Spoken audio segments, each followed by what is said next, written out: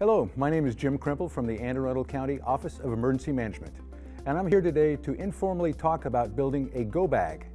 A go bag is something you can use during a 24-hour period or so where you might be stuck in your car or your office or your home and an emergency happens and you need to survive on what's in your bag for about 24 hours. We'll give you some practical tips about some practical things to put in the bag. So we'll look at what we have in a go bag. A go bag is something that'll keep you safe for 24 hours if you're stuck at home, at school, or in your car. Maybe your car gets abandoned during a snowstorm. So the way to look at a go bag is to think of it as your home, so you think of different areas of your home. So the first thing you think of is your home itself. So what do you have to stay warm? So in this case, in my go bag, I have a rainproof jacket and I have a very lightweight blanket. So I can put that on at any time, either for bad weather or to warm up. As I'm looking at my home, I'm thinking of some other things I might have. So I might have some very practical things like matches and a lighter. So I can always keep warm and build a fire if I have to. And I keep a small pocket knife, or you can have a multi-tool utility tool to do those small things that you might need to have a tool. Again, like your house, you have hardware. The other thing that is important is to think about communications. So probably the best tool that you have in your go kit is your cell phone. But with the cell phone, make sure that you have a cord that you can charge it with and keep it charged at all times, whether in the car, in the office, or at work. This is your lifeline to the outside. I don't have one here, but you can also get a small power pack that'll give you a quick charge for an emergency call.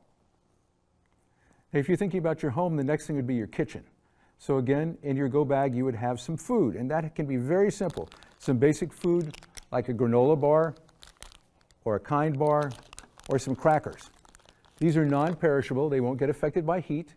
They can last for a very long time, so if it's freezing or it's super cold, you're still comfortable. And of course, you need water. Now, I have a bottle of water here as an example that I keep in the side of the bag. The FEMA actually recommends 1 gallon of water per person per day. That's a whole case of water if you want to do that for 3 days. But again, this is just getting you through an emergency, so have 1 or 2 of these available in your bag. And then you talk about the things you might have in your bathroom or your emergency kit. So I have a lot of different first aid items here. Since we're in the COVID, I always carry a mask with me, but in here I have 2 extra masks and 2 sets of gloves just in case I need it.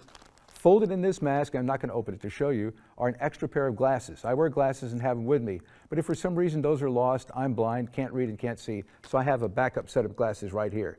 That might apply to something like hearing aids or a cane or some other thing you might need that you want to keep with your go bag. I have what's called an IFAC, an individual first aid kit.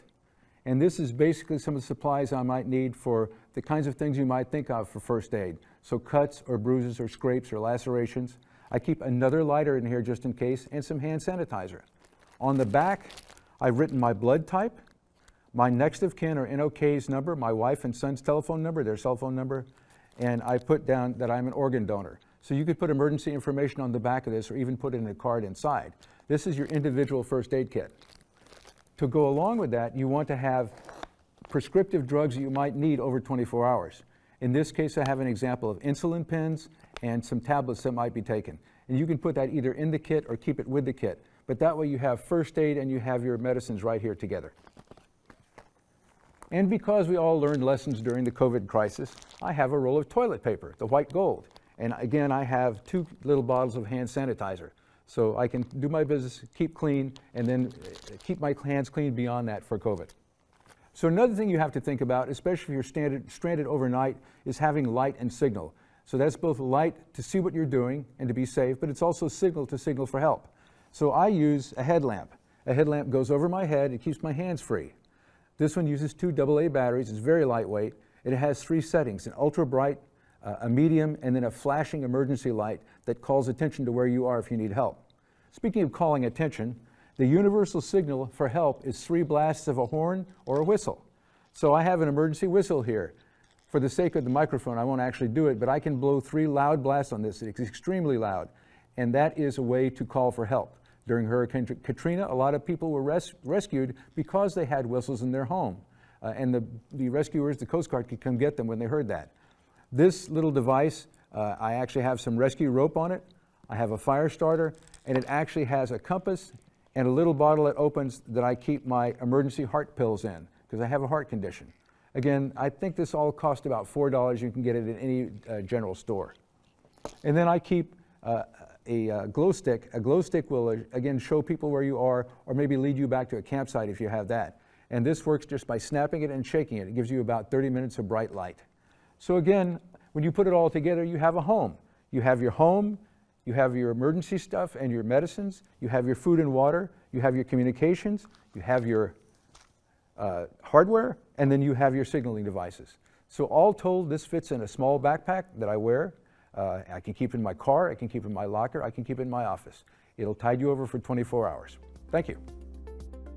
Thank you all for listening. I hope we gave you some interesting tips and ideas to put in your go bag. Be prepared for anything at any time.